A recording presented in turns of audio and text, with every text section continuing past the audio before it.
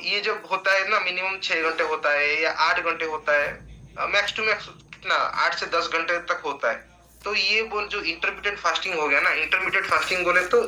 मतलब कुछ भी मतलब 8 घंटे से लेकर 16 घंटे, 16 घंटे से लेकर 20 20 आवर्स। जब हमारा कोई फास्टिंग का ओकेजन होता है तब हम पूरा फास्ट करते हैं। तब तब जब 12 घंटे से लेकर 16 घंटे, 16 घंटे से लेकर 20 घंटे, ये सब कभी कभी करते हैं। तो इंटरमीडिएट फास्टिंग बोलने से मतलब नॉर्मल जो एक आदमी जो without any occasion, without any religious festival अगर उनको मतलब करना चाहिए, जैसे कि कोई ओकेजन और रिलीजियन फेस्टिवल बिना जदि गोटे लोक जदि फास्टिंग करूची माने 16 घंटा आरंभ करके 20 घंटा पर्यंत माने 12 घंटा अधिक, एटा होची एक्चुअली तार डेफिनेशन 12 घंटा अधिक। कारण 12 घंटा हम नॉर्मल हम सब डे टू डे लाइफ रे हम जदि व्यस्त रहउचे ताले हम जदि गोटे रु 2टा भीतर जदि लंच करूचे ताले डिनर भी कर कर केते 10टा 11टा केते हे जाउची। तो एटा हमको इंटरमीडिएट फास्टिंग रे काउंट करा जीवन। जदि 12 घंटा अधिका जदि को टाइम रे गोटे लोक एंती ये करि पारे ताले सेटा मिनिमम इंटरमीडिएट फास्टिंग कुआ जीवो। तो एटी देखंतु एटा जो आपनकर एटी गोटे सब स्लाइड अछि 16/8 मेथड। 16/8 मेथड माने कोन, माने गोटे डे 1 रे गोटे लोक फास्ट कला, तापर 12टा रे तार फास्ट मील लेला, तापर 4टा को 4 पीएम रे तार लास्ट मील बाय 8 पीएम। माने देखंतु फास्ट मील 12टा नेला, 4टा रे तार माने मिडनाइट जोटा 4 पीएम लिखा है किंतु तार लास्ट मीलटा से राती 8टा नेला, पुणी तार राती 8टा रु पुणी फास्ट कला, पुणी राती 8टा रु फास्ट कला, पुणी तापर जाकी सकाळे भी किछि खाइलानी, तापर पुणी 12टा को खाइला। तब केते समय तार गैप हैला एठी देखंतु 8टा रु 8टा 12 घंटा प्लस 8 ये जो सकाळ 8टा रु दिन 12टा 4 घंटा, तो एमिति हे गला 16 घंटा टोटली 16 आवर्स हे गला। तो एमती जदि 16 आवर्स 16 आवर्स 16 देखंतु एठी देखंतु सब 16 आवर्स एठी जदि माने डे 1 रे 16 आवर्स कला, डे 2 रे 16 आवर्स कला, डे 3 रे 16 आवर्स कला, डे 4 रे सेमती 16 आवर्स, एमिति जदि आपण माने ये करछने एटा को आपण माने कुआ जीवो जे इंटरमीडिएट फास्टिंग। किंतु एटा आपण जदि रेगुलरली करछन्ती एमती गोटे सप्ताह रे तो इंटरमीडिएट फास्टिंग करे कोन हबना कैलोरी डेफिसिट हमर मेंटेन हे रहइबो, सो दैट कि हमर फैट लॉस प्रक्रियाटा जल्दी हबो। बुझि परछन्ती। ता बाद आहुर बहुत सारा फैक्टर डिपेंड करछे, एमती खाली न जे इंटरमीडिएट फास्टिंग करले कैलोरी लॉस हबो सेमती नै, किंतु एटा सेतबे केते मात्र केते दिन रे थरे थरे करिया दरकार, केते मात्रा रे करिया दरकार, गोटे मनुष्य केते टाइम इंटरमीडिएट फास्टिंग कर रही पारिबो, तार मेटाबॉलिज्म तार बॉडी मास तार सब ऊपर डिपेंड करछ।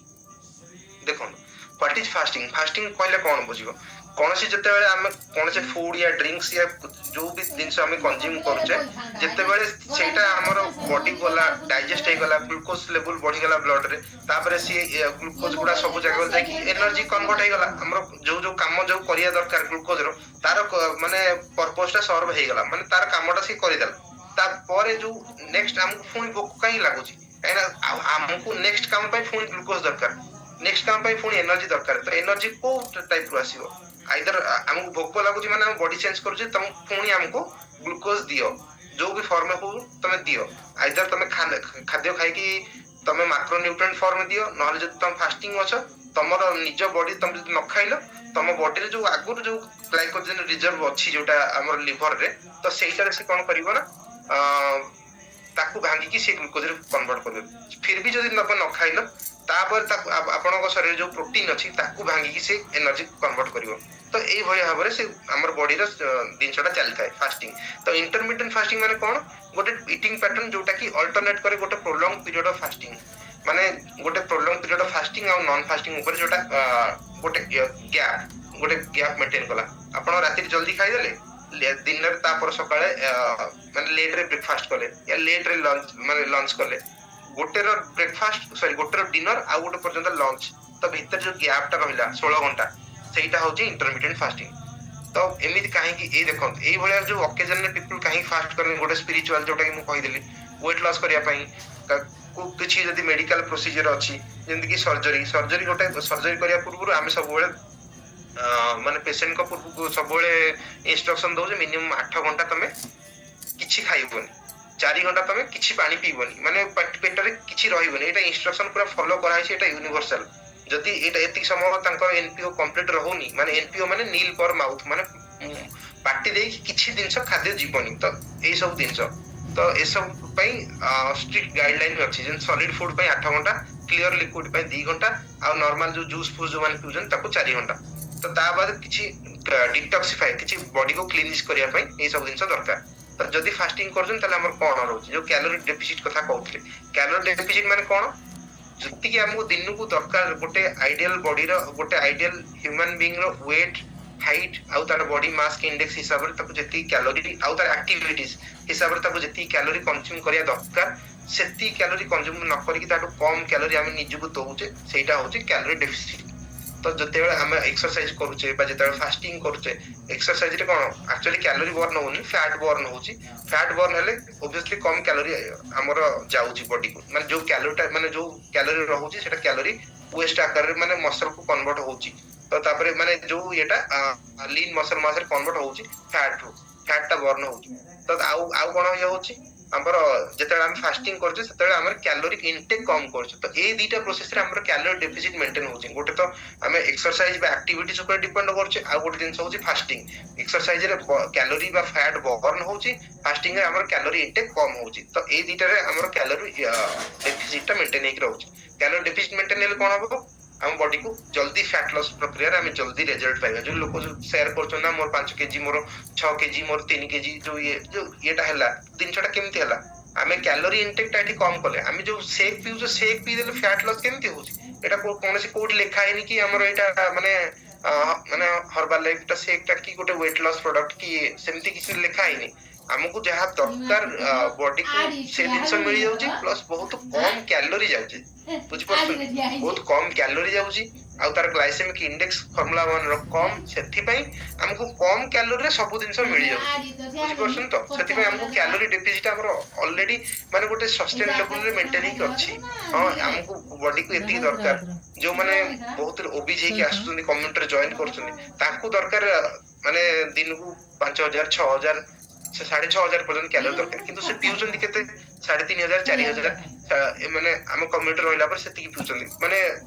टोटल खाली पिउचंदी नो टोटल दिन जाकर खाद्य तांकर जो 5टा पोर्शन रे डिवाइड करी कि 6टा पोर्शन रे डिवाइड करी जो भी खाउचंदी तो सेमति हेले कोन तांकर इनिशियली 1500 कैलोरी डेफिसिट रह जाउची तो ऑब्वियसली हबो ही हबो फैट लॉस हबो तो सेति पय तांकर होउची आ से खुशी के रिजल्ट शेयर करछन एबे बुझी परछन त केमति दिन जटा होउची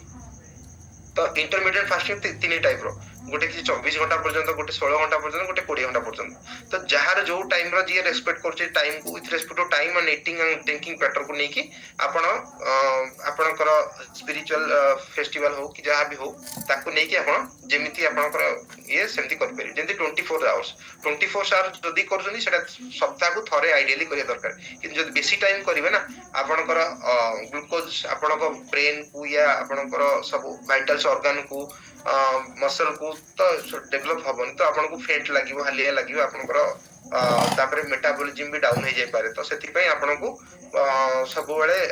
कॉशियस रही कि फास्टिंग करियो पड़ियो आ तापर नो जे माने सब बेले ओवर ईट कर दबो एटा लिखाई जो last sentence is very important जदी फास्टिंग ओवर ही होची तापर नो जे संगे संगे बहुत दिन से खाई दबो भोको होची बहुत भोको होतिबो माने जहां देखियो बहुत दिन से खाई दबो सेमति नै फास्टिंग सरला परे धीरे धीरे छोट छोट पोर्शन रो आरंभ करिवे नहले भी बहुत सारा माने प्रॉब्लम देखा जिवो एक तो मेटाबॉलिज्म डाउन हेकी थिबो त संगे संगे बहुत सारा दिन से खाई देला परे इंसुलिन बहुत सारा संगे संगे बढ़ी जिवो पुणी मुंड बोलेबो पुणी माने लैटिन हबो बहुत सारा दिन से अछि रीफीडिंग सिंड्रोम गुट थाई तार बहुत सारा कॉम्प्लिकेशन आसे तो 16 आवर्स जदी करूछंदी तो एटा सबटु बट आइडियल दिनस काहे ना जदी मेन माने 16 आवर्स कर परिबे वुमेन मान को आउट टिके कमै दिया जदी 14 आवर्स कर परिबे तो गोटे ब्रेकफास्ट खाली स्किपिंग करके आपण कर देई परिबे राती रे जल्दी खाइले आउ तापर दिन लंच करले ब्रेकफास्ट स्किप कर किंतु intermittent fasting is not ideal सेति में तो कोइ जे ब्रेकफास्ट के स्किप करिवनी जदी करूछंती एटा गोटे पर्पसफुली हम गोटे दिन बा 2 दिन पे हम करूछे सो दैट कि हमर कैलोरी डेफिसिट हमर गट क्लीन होबा पे जदी टाइम दरकार पडु जदी हम किसी राती रे किसी कॉम्प्लेक्स खाद्य खाइ देले कि भोजी को जाइतले कि को ये दिन सब जाइतले जदी एमति किसी दिन से खाइ देले तो तांको पई तो निहाती दरकार इंटरमिटेंट फास्टिंग तो बॉडी डिटॉक्सिफाई एठी गोटे पर्पस सर्व होची डिटॉक्सिफाई करिया पे बॉडी को इंटरमिटेंट फास्टिंग निहाती दरकार ए केस रे आपण ब्रेकफास्ट मिस करबी नहले otherwise it is not ideal to miss your breakfast any day माने कौन सी डे में आपण को ब्रेकफास्ट स्किप करी आइडियल नो 20 आवर्स फास्टिंग केमति करिवे आपण गोटे हेवी लार्ज मील खाइदल नाइट रे ଆଉ ଡେ ଟାଇମ ରେ ଆପଣଙ୍କ ଏମିତି କିଛି ଫ୍ରୁଟ ଜୁସ୍ ହଉ କି ଆମର ଫର୍ମୁଲା 1 ସେକ୍ ହଉ କି ଯାହା ବି ହଉ ଗୋଟେ ଥର ସେକ୍ ପିଇଦେଲେ, ଆଉ ଆପଣ ଲଞ୍ଚ ରେ ବି କିଛି କନଜ୍ୟୁମ କଲେନି, ତା ପରଦିନ ତା ପର ସ୍ନାକ୍ସ ବେଳକୁ, ସ୍ନାକ୍ସ ଟାଇମ ମାନେ ସନ୍ଧ୍ୟା ବେଳକୁ ଯାଇକି ଆପଣ ଫୁଲ ମିଲ୍ ଟେ ଖାଇଲେ, ମାନେ ଯୋଉଟା ଆମର ଲଞ୍ଚ ଟାଇମ ଟା ନ ଖାଇକି ସନ୍ଧ୍ୟାବେଳ ଟାଇମ ରେ ଆପଣ ଲଞ୍ଚ ଟାଇପ ର ଯେତିକି କ୍ୟାଲୋରି ଖାଇଲେ, କିନ୍ତୁ ତା ପୂର୍ବରୁ ଆପଣ ଫ୍ରୁଟ୍ସ ଭେଜିଟେବଲ୍ସ ହାଲକା ଫୁଲକା କିଛି ଖାଇକି କିମ୍ବା କିଛି ଗୋଟେ ଥର ସେକ୍ ପିଇକି ଆପଣ ରହିଲେ, ତ ସେଇଟା ଯୋଉ 20 ଆୱାର୍ସ ଯୋଉ ଗ୍ୟାପ ରହିଲା ମେଜର ମିଲ୍ ଭିତରେ, ସେଇଟାକୁ 20 ଆୱାର୍ସ ଇଣ୍ଟରମିଟେଣ୍ଟ ଫାଷ୍ଟିଂ ଆପଣ କରିପାରିବେ। ବୁଝିପାରିଲେ? କିନ୍ତୁ ଏଇ ଜାଗାରେ ଆପଣ ପୋର୍ସନ ମାନଙ୍କର ଯୋଉ ବିଚ୍ ବାଲା ଯୋଉ ପୋର୍ସନ ଯୋଉ ଅଛି ତା ମାନେ ମଝି ପୋର୍ସନ ଯୋଉ ଖାଇବାଟା ହେଭି କେବେ ବି କରିବେନି, ପୁରା ଲାଇଟ ନେବେ କି ହାଲକା ଫୁଲକା କିଛି ଫ୍ରୁଟ୍ସ ୟା ନଟ୍ସ ଏମିତି କିଛି ଖାଇକି ଆପଣ କରିପାରିବେ 20 ଆୱାର୍ସ ବାଲା ଫାଷ୍ଟିଂ, ଯୋଉଟା କି କେବଳ ନ୍ୟାଚୁରାଲ ପ୍ରୋସେସ ଫୁଡ ହେଇଥିବା ଦରକାର, ସରି ନ୍ୟାଚୁରାଲ ଫୁଡ ହେଇଥିବା ଦରକାର, ପ୍ରୋସେସ ଫୁଡ କୁ ଆଭଏଡ କରିବେ।